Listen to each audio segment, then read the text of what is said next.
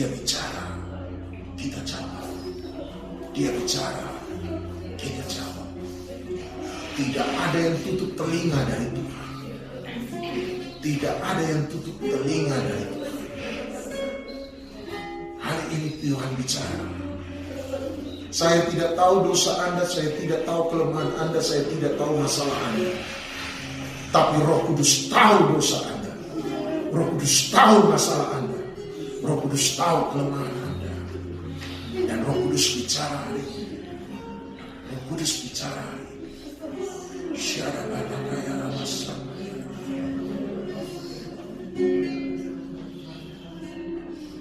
Syarabadakaya ramasana.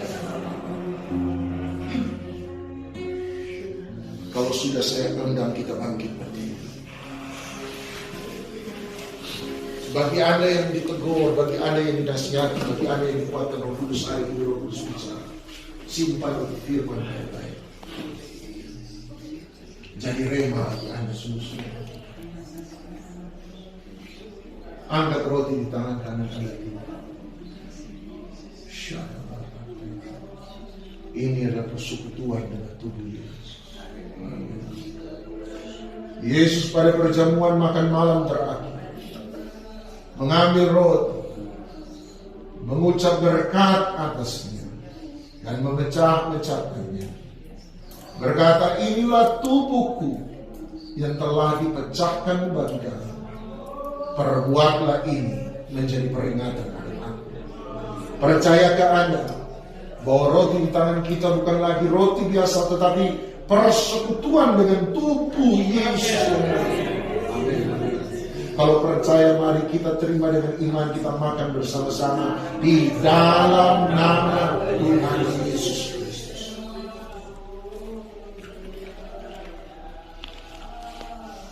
Terima kasih. Terima kasih. Terima kasih. Ini daunmu, ini tubuhmu. Angkat cawan di tangan kanan.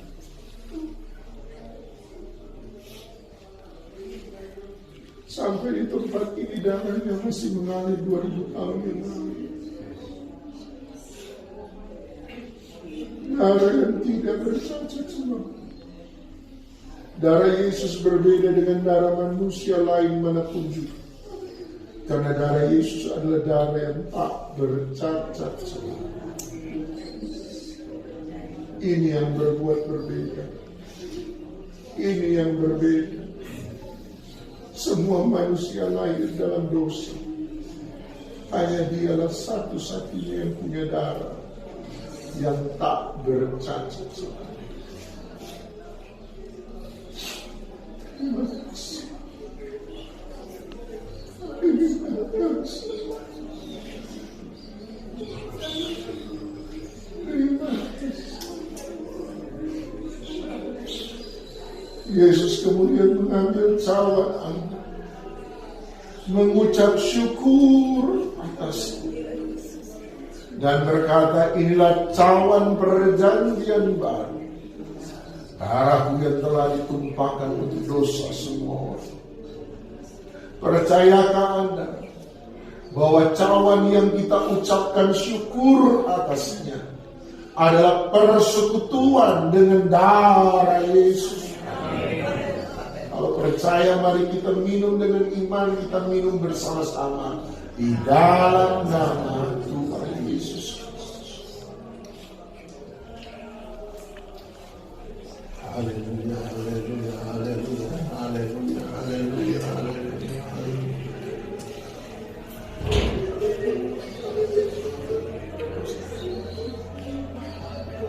Terima kasih semua.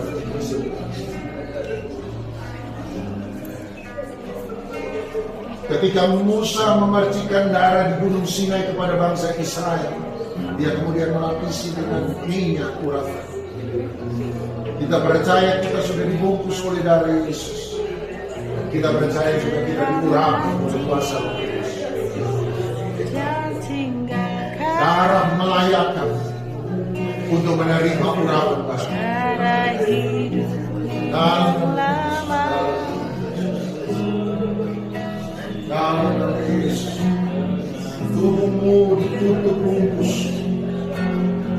Jiwa rohmu dibungkus, keluargamu dibungkus, itu pekerjaan umatmu dibungkus, masa depan umatmu ditutup bungkus, kuasa darah. Kami percaya keluarga kami dibungkus oleh Tuhan. Kami percaya tiap langkah kami dibungkus oleh Tuhan. Kami percaya kemana kamu melangkah ada hadirat Tuhan Yesus. Kami percaya bahwa roti makanan kami dibungkus. Kami percaya setiap udara yang kami dibungkus. Kami percaya perbuatan tangan kami bekerja dibungkus. Kami percaya setiap organ tubuh kami dibungkus oleh Tuhan. Terima mujizat kesembuhan dalam nama Yesus, dalam nama Yesus, dalam nama Yesus, dalam nama Yesus, dalam nama Yesus. Kami percaya hati kami ditutup bungkus oleh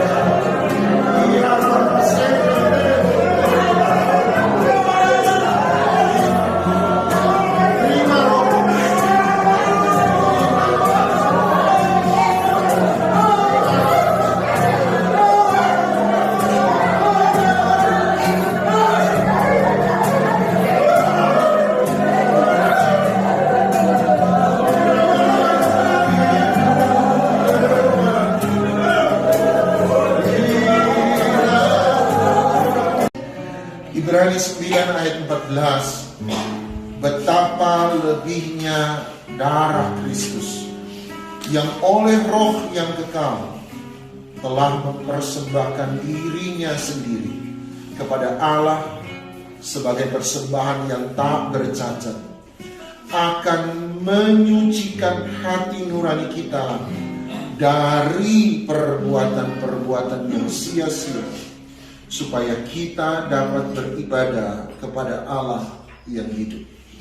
Ibrani 9:14. Saya percaya bahwa fungsi dari kematian Kristus salah satunya adalah nomor satu, dia menyucikan hati nurani kita. Tadi kita pakai kata mentahir. Dia menyucikan hati nurani kita. Nomor satu, dia harus menyucikan hati nurani kita dari dosa. Baru setelah itu dia bisa menyucikan hati nurani kita untuk penebusan dosa.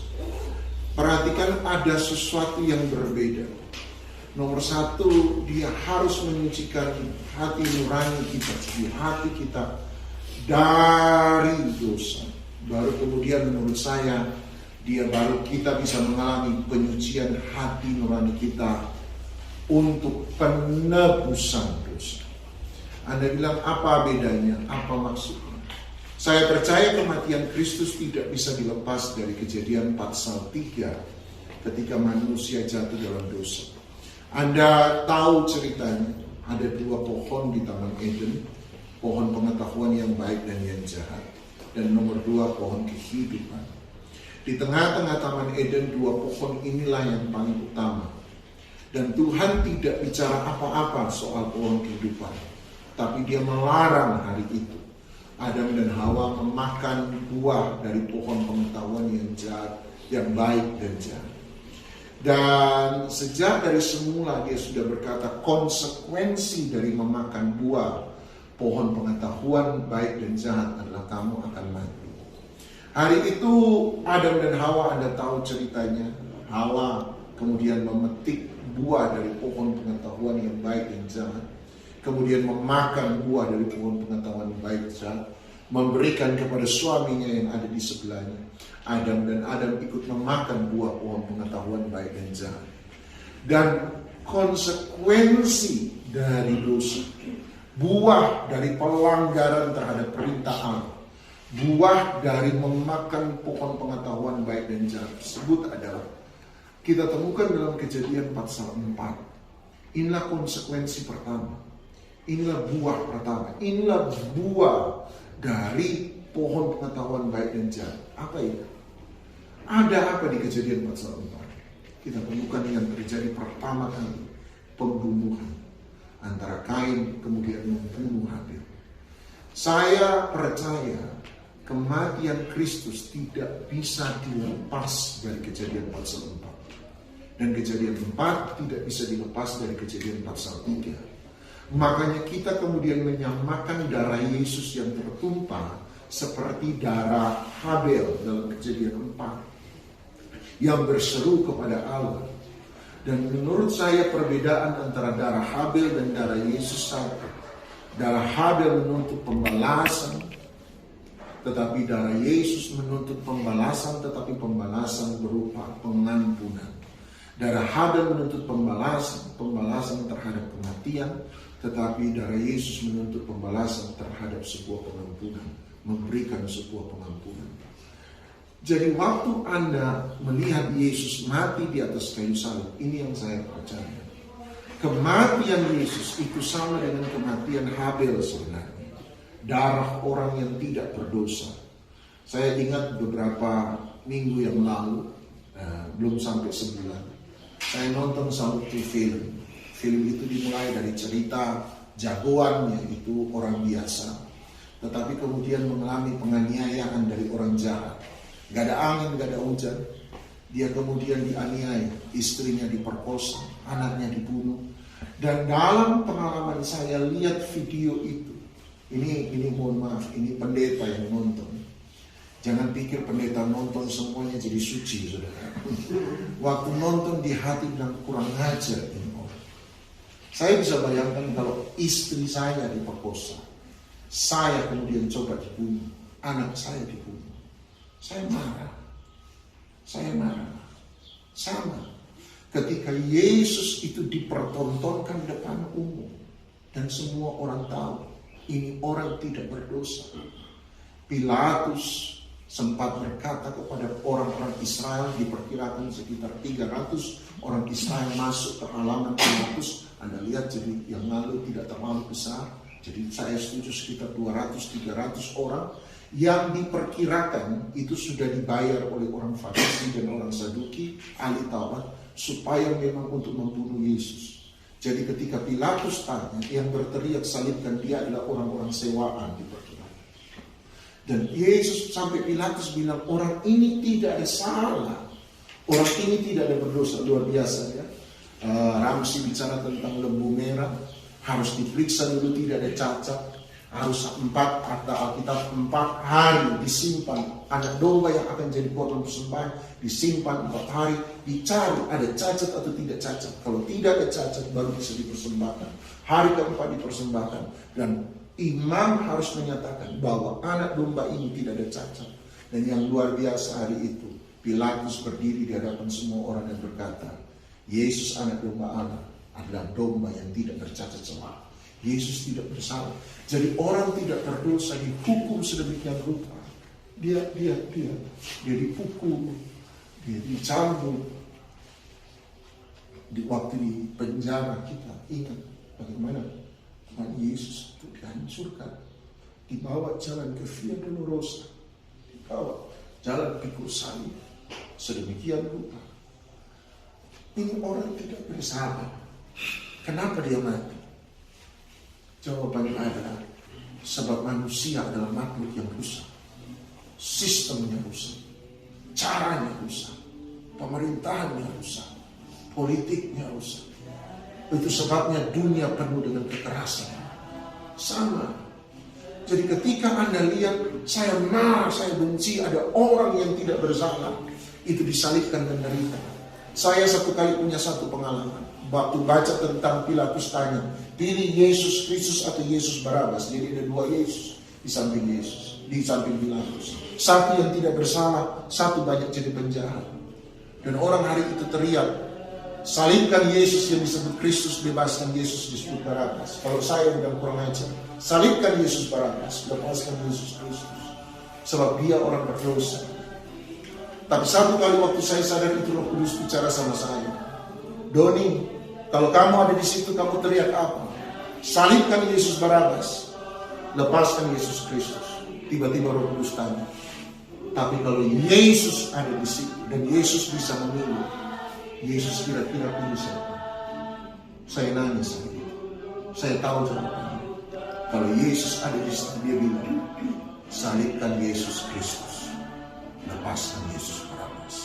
Sebab dia mati juga untuk Barabas. Saya mau jadi ketika kita mengingat kembali semua kenangan tentang Yesus. Ingat, Yesus mati karena apa sih? Manusia rusak, manusia hancur, manusia berdosa, manusia penuh dengan pembalasan dendam, manusia penuh dengan kebencian, manusia penuh dengan kekerasan, manusia penuh dengan kecemburuan. Itulah penyebab Yesus mati. Manusia penuh dengan politik, manusia penuh dengan tipu daya, manusia sudah penuh dengan segala hal yang salah. Dan kalau kita hidup di jalan yang sama yang hari itu manusia hidupi, jalan kebencian, jalan kekerasan, jalan politik, jalan demi kepentingan diri, jalan keegoisan, jalan keserakahan, jalan kesombongan, Yesus Kristus mati juga karena. Jadi sama, jangan bilang itu 2000 tahun yang lalu. Saya kalau masih hidup dalam kekerasan, saya karena akibat kekerasan saya, akibat iri hati saya, kesombongan saya, Yesus pun sebenarnya mati. Kenapa dia mati? Sebab orang ahli Taurat iri hati sama dia. Berarti kalau saya iri hati sama orang lain, saya sama seperti menyalibkan Yesus kali yang kedua.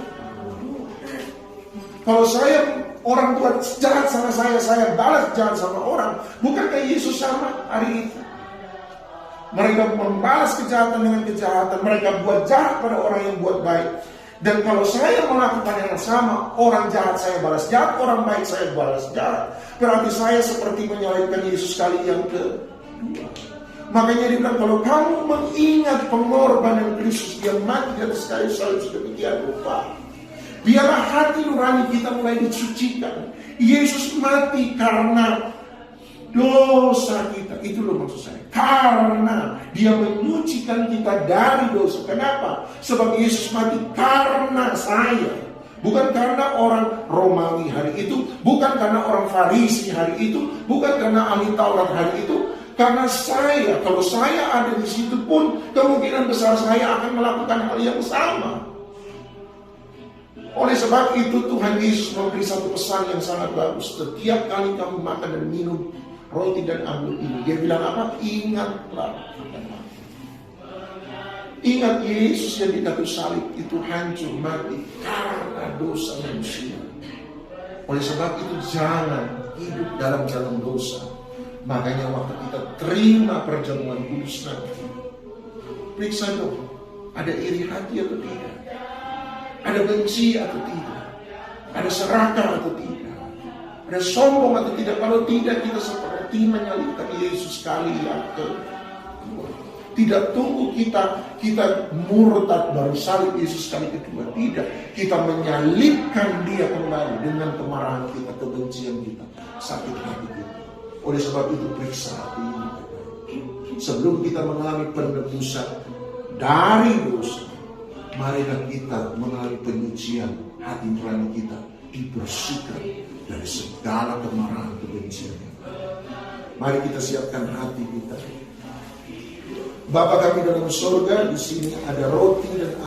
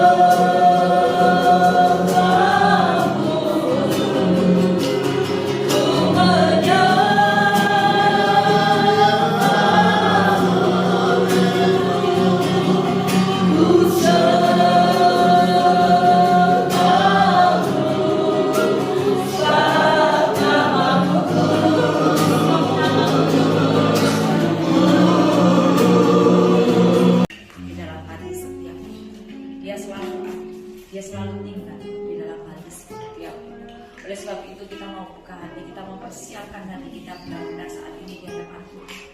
Jika mungkin saat ini kita sedang mengalami suatu pergumulan, mengalami suatu masalah, kita mempunyai sakit penyakit, saat ini kita mau datang di hadapan Tuhan. Kita mau serahkan benar-benar segala apapun yang menjadi permasalahan kita saat ini di bawah kaki Tuhan. Dan kita mau menyembah